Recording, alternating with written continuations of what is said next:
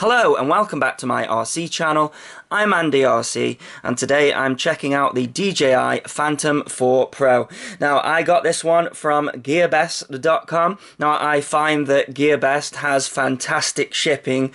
Unlike a lot of the Chinese companies, they have warehouses dotted about the place, and they have a European warehouse. I think it's based in the Netherlands, and it comes to me in about 2 days or so.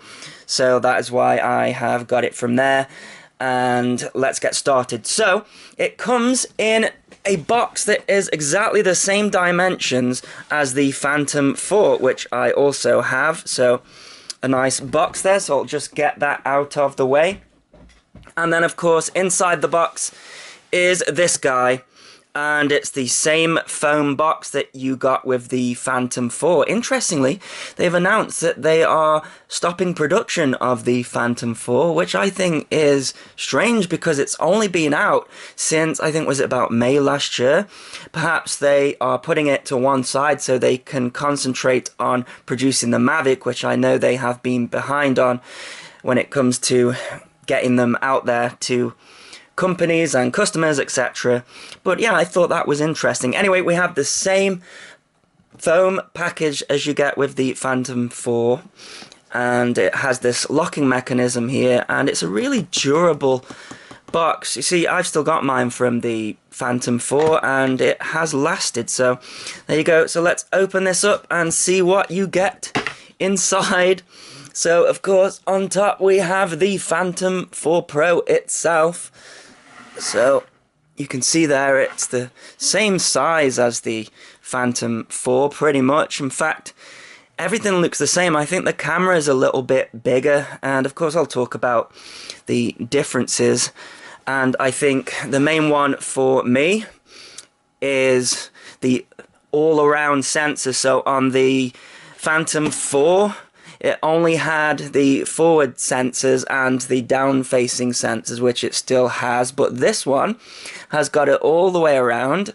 So we have got optical sensors at the side there, and this is an infrared sensor, so that's a new thing there. And then we have got two sensors at the back. Interestingly, no sensors on the top. Phantom 5, yeah, I think that they are probably going to put one on the top for the Phantom 5. They seem to be releasing these very quickly, and each time it seems to have an upgrade somehow. And for me, the only upgrade I can see now is a sensor on the top, so maybe the Phantom 5 will have that. So then the next upgrade, of course, is the camera. So the Phantom 4's camera was a 12 megapixel camera, but this one is a 20 megapixel camera, and we all know that more megapixels is better, right? Not necessarily, but what is interesting and important about this camera is that it has got a bigger sensor. It's a 1-inch sensor, which is the same size sensor as the one in this camera. This is a Sony RX100 Mark V. So this means that we can now have 4K with a 2.8 aperture, and it also does 60 frames per second in 4K as well. And you may know this, but I'm a big fan of 60 frames per second, so I'm interested to see how that is going to handle. And I'm also interested in the 2.8 aperture as well, because I believe that it's going to work better in lower light conditions. So that's something that the Phantom 4 didn't do too well on. You got a lot of ISO noise and things like that, so hopefully this should be an improvement. So as this is from GearBest, which is a Chinese company, it has Chinese writing on the arms rather than English, but that is fine. There's also something on here as well saying danger. We'll ignore that, shall we? Then the battery is different too. I say different, it's just bigger, and I believe that the Phantom 4 battery will still go in here, which I'm pleased about because I've got two of those and only one of these. But I think this is a 5870, yep, so it says there, milliamp, and then the Phantom 4 I think is 5,350, so not a huge amount of difference, but they say that this one will fly for half an hour. Now usually DJI say, oh, it's going to fly for half an hour and then it flies for 20 minutes. They say, oh, it flies for 25 minutes, it flies for, you know, 17 minutes, so I'll have to check that out. But we have various different stickers on here, so I'm going to be removing these off the arms there. We've also got a sticker on there as well. I think the motors look the same as the Phantom 4, however there are some differences underneath here. You can see that there seems to be some vents there, and I don't think those were on the Phantom 4, but other than that, everything else is looking the same there. So we also have this foam here on the back of the camera, so I'm just going to move that away, and we also have got this protector here which is the same as well. So if we come to this side, so we have a USB port there and also a included micro SD card, so let's see if it's the same as the Phantom 4.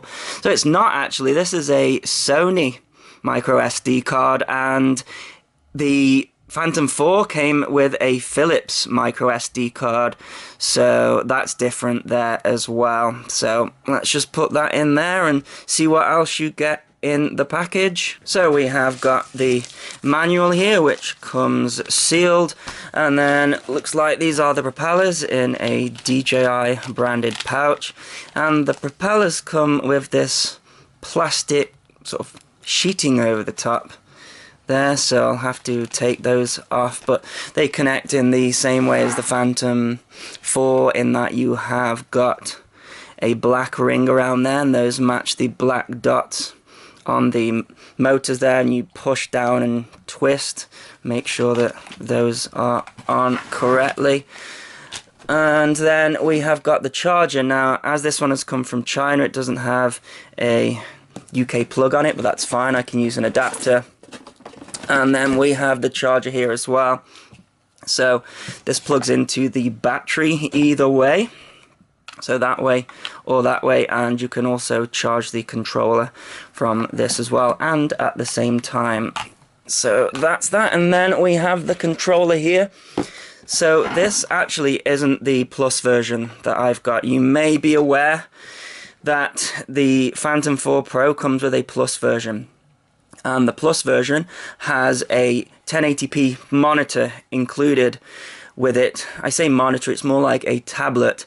Now, as far as I'm aware, it's got a very bright screen, but interestingly, the Plus version's monitor comes with Android on it. I think it's Android Lollipop, which I thought was a bit strange because Android has never worked well for me with the DJI product, and the Go app seems to crash a lot on Android. But I noticed that for this and also the Phantom 4 now, they've come out with the DJI Go app 4, and I'm hoping that that one's not going to crash as much because I'm going to be using my Google Pixel phone with this one.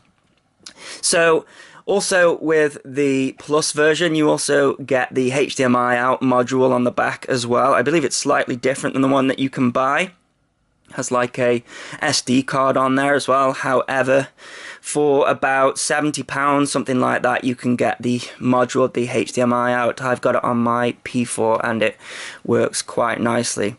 But you can see there we have the USB port on the back there, which will go out to your mobile device, and then we have a USB port there as well. So it's the same controller as far as I can see with the Phantom 4. So we have spring-loaded sticks for the altitude hold. We've got the power button there, which is a double press and hold to turn the transmitter on. And then we have the return to home button there as well. If we come to the back here, that starts video recording, this button here, and then this one here, again, it's got like a little warning over it, but this is the GPS hold switch, and then that one is sport mode, and then that one is altitude only mode, so it removes the GPS function there. This one controls the pitch of the gimbal up and down, and then on this side we have got the exposure scroller there that also presses in as well. Then here we have got a pause button, so if you are in one of the automatic flight modes, that's going to pause it. And then we also have a button here as well. Now, I'm not sure if that was on the Phantom 4 actually, but maybe you can assign that to something. And then underneath here we've got the C1 and C2 buttons. Now you can assign these to, I usually have one of them have the camera pointing down automatically, and then the other one to check the battery, monitor, etc. But there's lots of different things that you can set up there, and of course you can arm it through here as well in the usual way. We have the two antennas here for DJI Light Bridge. Now, one thing that I want to talk about with this transmitter I learned from the Phantom 4 is you see this on the side here where you charge it, the charging port. This breaks off so easily, so be very careful with that, because I don't think you can buy it as a spare part. You certainly couldn't when I looked. Anyway, so yeah, as this is the non-plus model, we have this where your phone attaches, and you can either put a tablet in or a phone. So if you're using a phone, you have to pull these two things down like that and lift that up, and then the phone sits on there like that, and that's pretty much it. So yeah, nice transmitter, same as the Phantom 4. So let's see if we've got anything else in here. Yes, we have. So we have a USB cable, so it's a micro B in there, and then here we also have another micro B as well. So this is an adapter to update the firmware on the quadcopter. And interestingly, this box has got this sort of inlay here, and this is where you will put spare batteries in the box, but the P4 didn't come with that. Mine didn't anyways. There you go, that is the box empty. So let's get this thing set up and see how long that takes. So it takes about 1 hour to charge this battery to be full, and about 3 hours to charge the transmitter. So very big battery in the transmitter. So to put the battery in the quadcopter, it will only go in one way, won't let you put it in the other way, same as the Phantom 4. And then it just clips in like that. So the next thing to do is to get my phone and put it in the holder there. Now I find that the lead that they give you here, which is a USB micro, is too long, and it sort of dangles around. You also aren't given a lead for a Apple device, which I think is interesting. And you also aren't given a USB Type-C connector, which you are given with the Mavic, which makes me think, was this guy ready to be released before the Mavic and they switched them around? Who knows, probably not. But anyway, my phone is a Google Pixel, so it uses a USB Type-C, so I've got this shorter connector here. So that is going to plug into the back of the transmitter there, and then into the side of the phone, like so. And then it's a double press and hold on the transmitter, and then it's a double press on the back of the quadcopter as well. I'm just going to hold it up in the air because it's going to hit the bed otherwise. So one down and up, and there we go.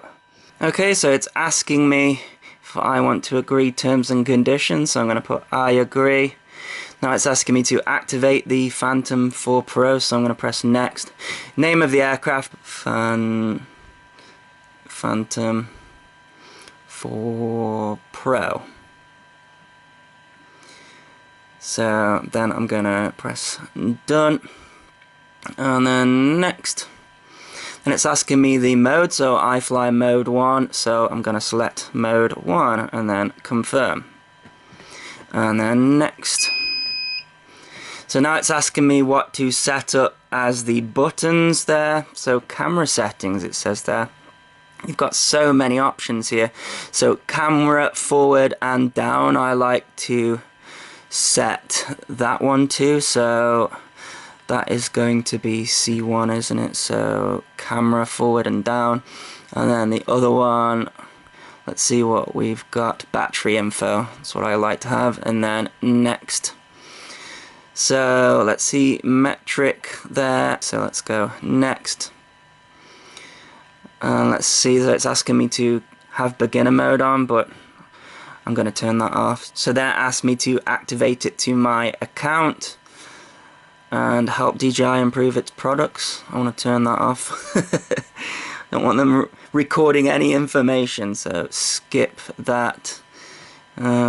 Skip that. Come on, please. And then I'm going to press go and fly now. I imagine it's going to ask me to upgrade the firmware first of all. It says latest firmware there. Give it a minute. Here we go. I knew it wouldn't be long until I had to upgrade the firmware.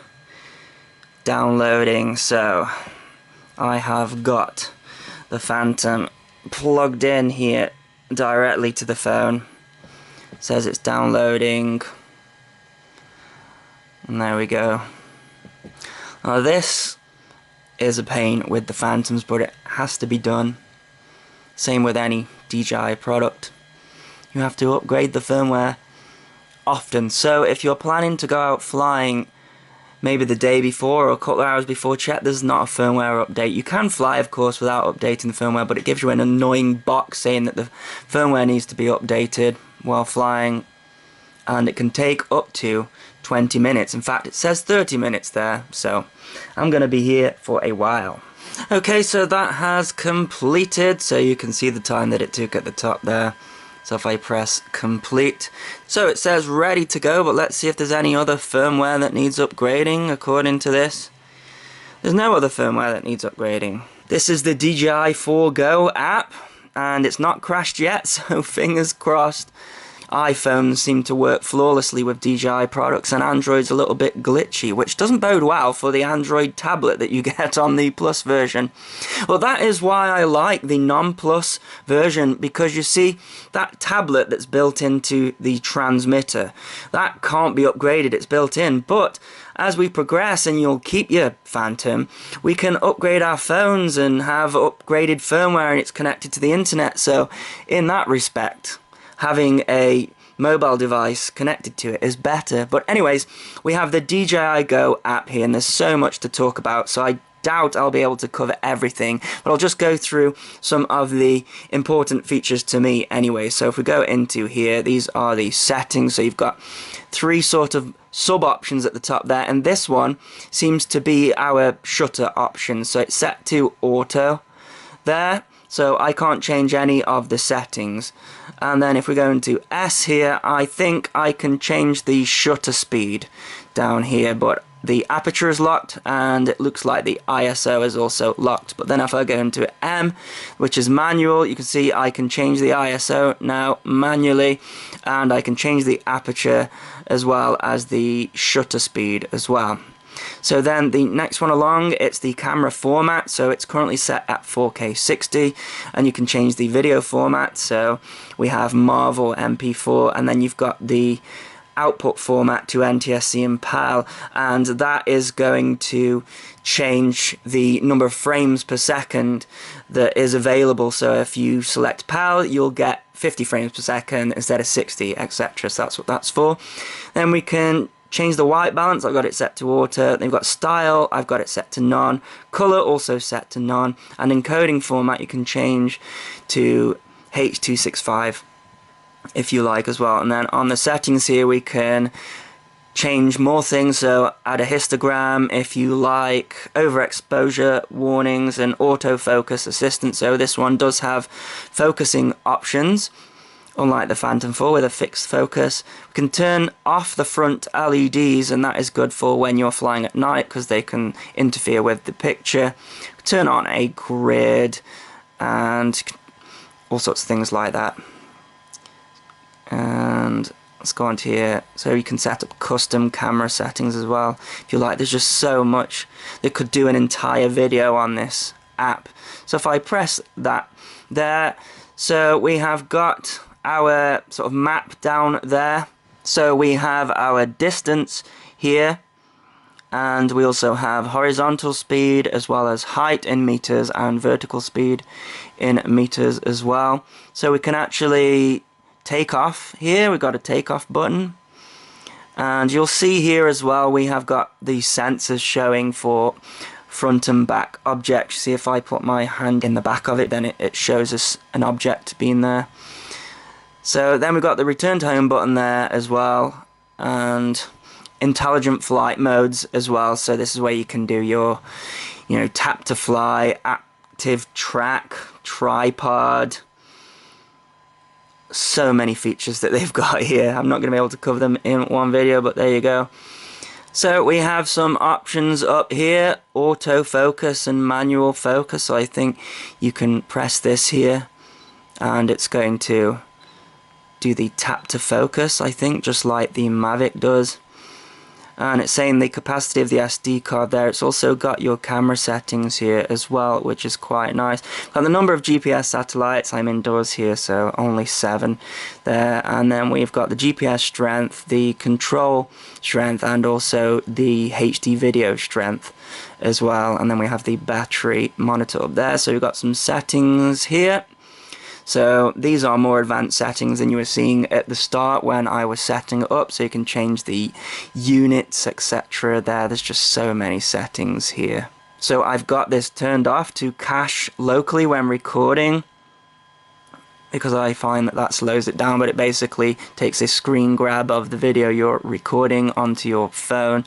I find that the app crashes less on Android if you have that turned off. Geo system, so that's going to be like geo-fencing. Oh, there's just so much to go through. Obstacle avoidance options. So I've got all that turned on. And then here you can change your stick mode. Here we have like the frequency information. Looks like you can change that to 5.8 if you're getting interference issues. Battery information. Then you can calibrate the gimbal there as well. And then come down here and we have more settings as well. And then we have this at the top as well. So home point settings, so you can set the return to home altitude, enable multiple flight mode, need to enable that. Got beginner mode turned off. Max altitude set to 120, you can set that for the moment to 500 meters, I believe. Maximum flight distance, I want to turn that off as well. And we go into advanced settings, what we got in there. Expo, all sorts of information. So when RC signal is lost, return to home, obstacle avoidance. Oh my goodness, there's just so much. You just want to fly it, don't you? I'm the same. ESC beeping, that's interesting. Turn that on. That's probably going to be a beacon for when it gets lost, is it? Oh, they just beep, I don't know.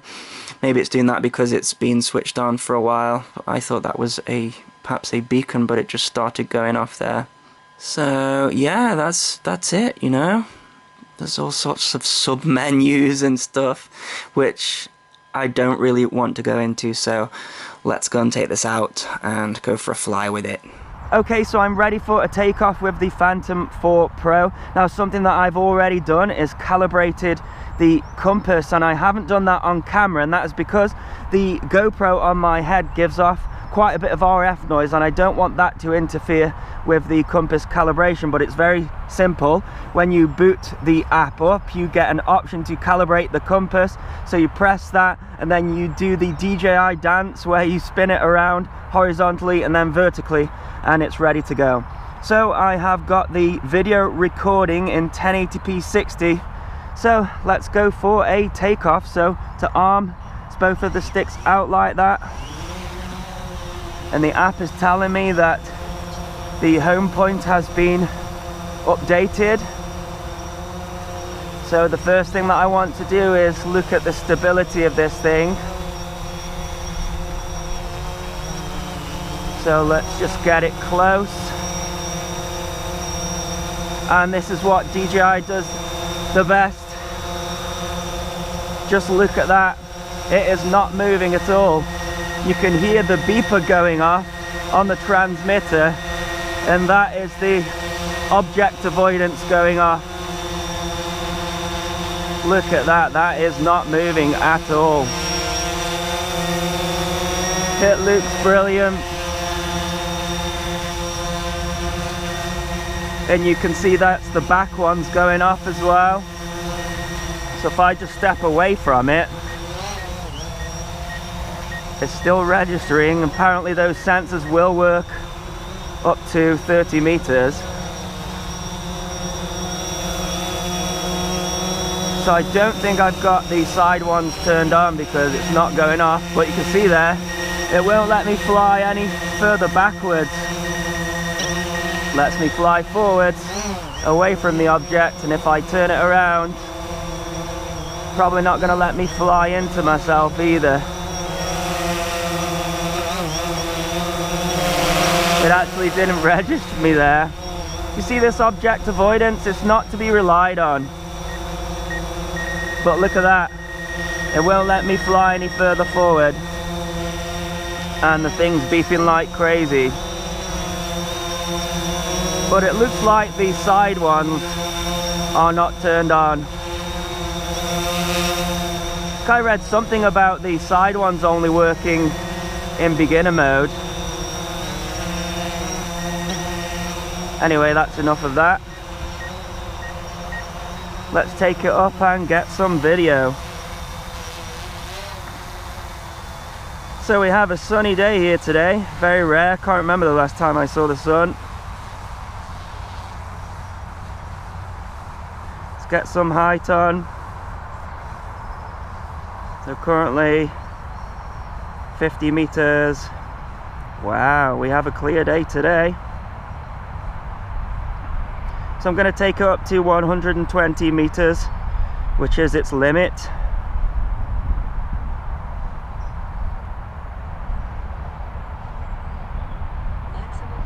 And it's told me that I have reached the maximum altitude. Let's just spin it around and take a look at the scenery. So we have the sun on the horizon there, so interesting to see how the camera will cope.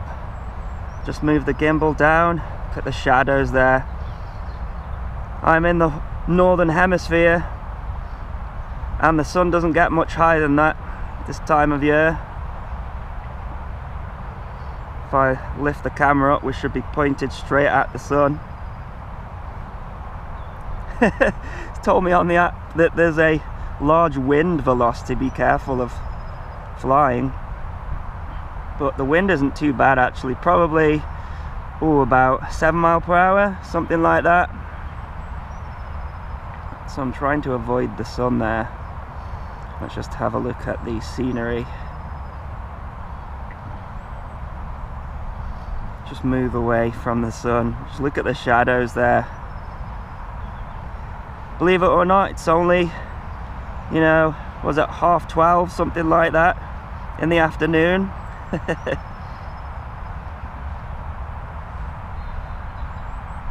I love looking at the scenery. Just pan around a little bit.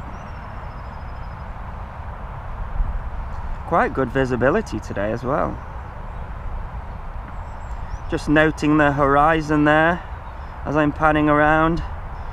It's never completely straight. I have calibrated the gimbal before takeoff. Well, there you go. I find that with these aerial photography rigs, if you just sort of dip the camera below the horizon, we're meant to be looking down at most of the things that we're looking at anyways. Well, the horizon's pretty level there. This horizon does move around a little bit anyway because it's not flat terrain. Let's have a look straight down there. Signal's looking pretty good and the picture's good on the phone. It is sort of having a little bit of a delay, but nothing too bad.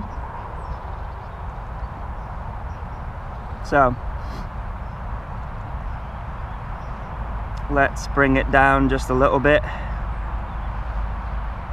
and see what the stability is like. It's telling me that there is some wind up there again on the app. Seems very smooth on the descent.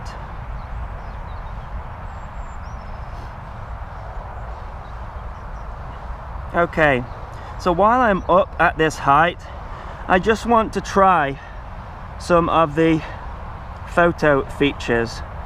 Now, I'm not a big photographer and I like to fly the DJI products for the video. However, I have a friend out there who wants to check out the raw photo quality So RAW is a format that you can manipulate a lot more than JPEG. I believe it's known as a sort of like a digital negative, in that it stores metadata in the image, and that means that you can put it in a program like Adobe Lightroom and basically mess with the exposure, the shadows, anything you want, the saturation, after you've taken the photo. So it might not have been a great photo that you took, but you can make it great afterwards. So I'm going to stop the video there, and then if I go into the camera, so I can switch the camera on the button there, and then if I go into the settings, it looks like the app has crashed, and that is the problem with using Android. And it's crashed again. The Phantom's up there somewhere, just still hovering. So I think it's my auto rotate app that it doesn't like, which I have turned off, but it's sad to see that it's still doing that. And there we go, I got it back. So let's see if it'll let me go into the settings, and now I can click camera, and there it's set up to 16:9 for the aspect ratio. I want to change that to 3:2 or 4:3, but 3:2 is a very common aspect ratio for cameras, I think perhaps DSLR. I'm going to go back there, so I've got it set to RAW, and it's crashed again. Close that, just try and open it again. Nope, it's going to crash. That is frustrating. Go flight. Come on, please. There we go. Let's take a photo quickly before it crashes again. There we go. This is what I was saying before, you know. Tend to find that you really need to use like an Apple device to not have it crash. That's what I have found. Let's take a few pictures around here. I've just got everything set to auto here, but of course you can completely manipulate the ISO value, the shutter speed, and also the aperture. Let's just take some photos around here and see what they come out as. It's not the best conditions really for photos with the sun glaring like that, but I'll give it a try anyway.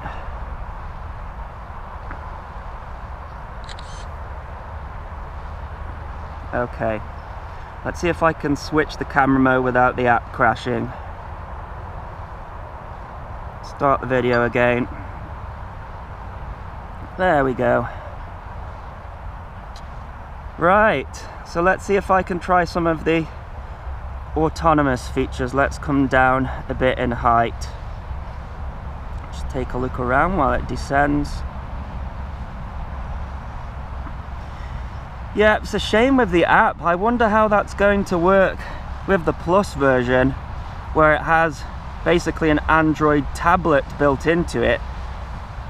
Maybe it's designed more for that. So I just press the button there, which I've got set up for the camera to face down.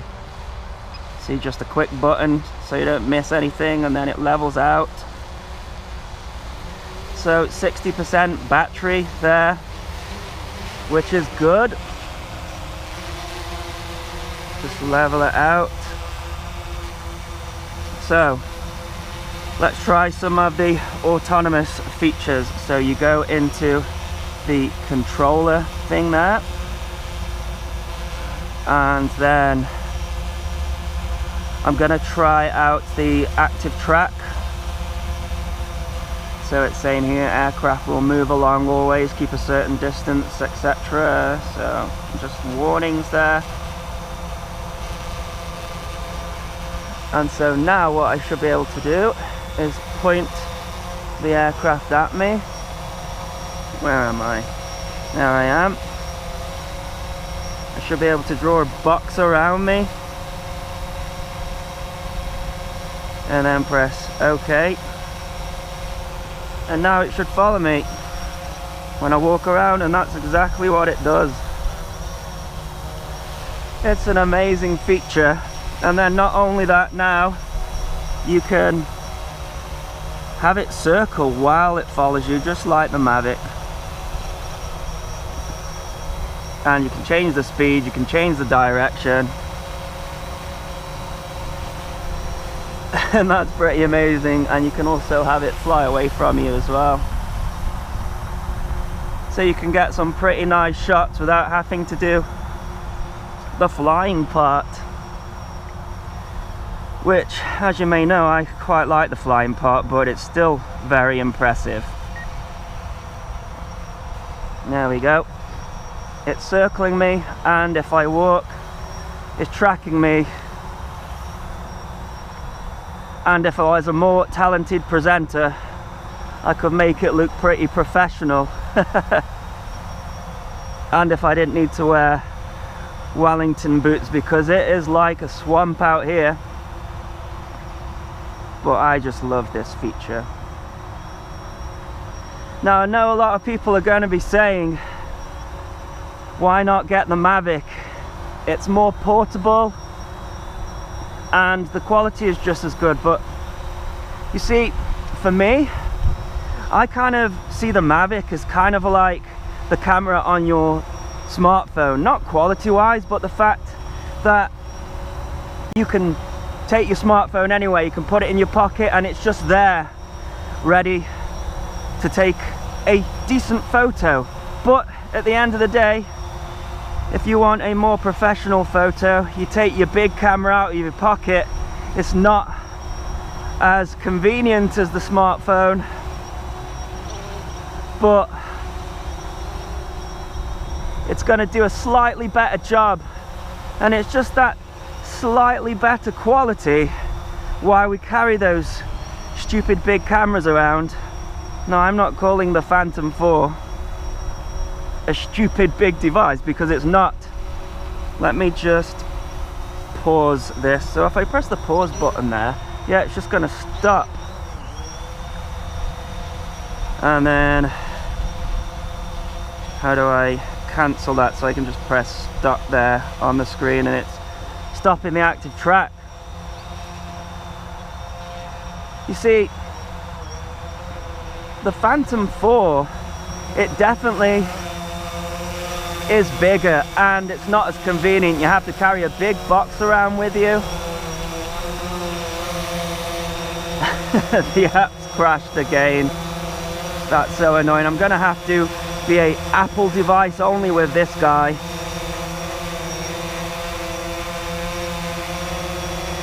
Yeah, as I was saying, so the video still records when it's messing around. You have to bring a big box with you, but for me that isn't a problem. Yeah, you can't stick it in your pocket, and that is where the Mavic comes in, and that is why I've got the Mavic, and that is why I'm keeping the Mavic. But when it comes to getting the best photos and video, I'm going to take the Phantom 4 Pro. Look how stable this thing is. Oh, the app just keeps crashing. I've never had it crash this much, and this is the new app, DJI Go 4. Luckily though, it doesn't affect how the aircraft flies, and it doesn't affect the video. So let's see if I can do some FPV around this field without the app crashing. So full forward there. Oh, it's a fast thing. Let's get a bit more height on. It is really fast, this one.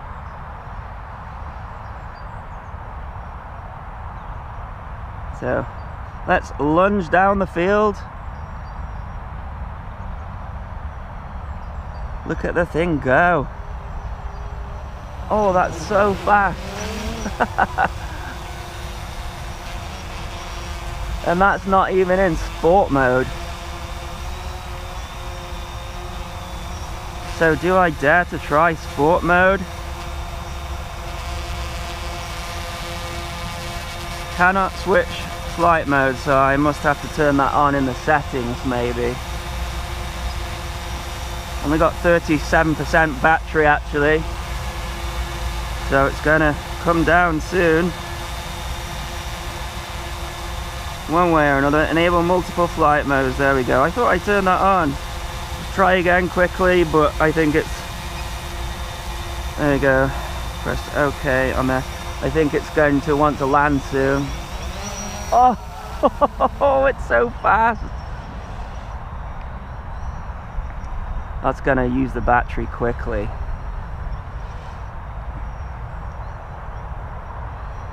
Okay. Let's turn it around and then do full forward. Get a bit of height on just for safety. Full forward. Sport mode. Look at it go.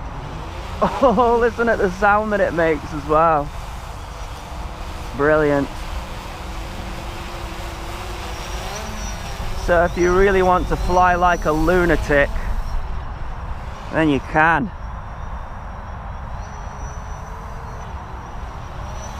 It's like a mini quad. Not really. It's pretty fast though. Okay, 33%. Let's stick it back in GPS mode. And let's try return to home. So I'm going to press it on the phone. Press the home button, slide to return to home. We've got 32% battery now. Because I was low, I'm going to stop that because, yeah, I need to gain a bit more height and send it off somewhere, I think. So let's do that. So let's see what it does now. So 30% battery, it's going to go off in a minute anyways. Home, slide to return home. Low battery warning. So is it just going to land there? I think maybe because the battery is low. Let's stop that.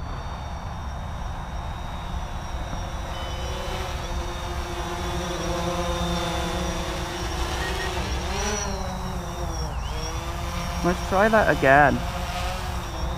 That was just landing where it was. It might be a setting that I have incorrectly set up though.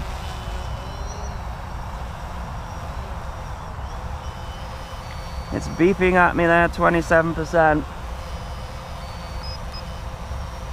So I've selected return to home on the controller. And it just says descending. And it's just landing where it is, so that must be a setting that I have set up because I know that these things don't just land on the spot where they are, and I don't want it to land there if I can, but then the app's crashed. Oh, what a pain. So even though the app's crashed, it's still spitting warnings at me. That is such a shame with the app crashing. Still recording video though, so let's stop it. So I'm not sure what happened there with the return to home. It's probably a setting that I've got, but it just seemed to land where it was. I don't know if that is because it had a low battery or what. But of course I have the Phantom 4 and I know return to home works very well, so I'll have to play with that another time. I'll also have to check out the 4K 60 option as well because I'm really interested in that, but I can't upload this entire video in 4K 60 because it would be too big. So I'm gonna have to do another flight, change the settings, definitely use an Apple device with it. But there you go, that is my review of the Phantom 4 Pro drone. Is it the best out there? In my opinion, absolutely yes. As always, thanks so much for watching. Please continue to subscribe. Cheers.